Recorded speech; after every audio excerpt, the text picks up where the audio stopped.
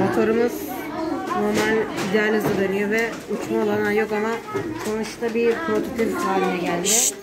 Çalışım şekli şöyledir. Buraları böyle dönüyor.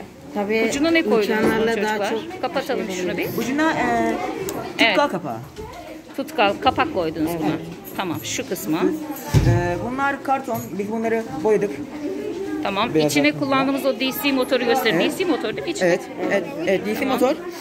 Burada bir 9 voltluk pil var benim.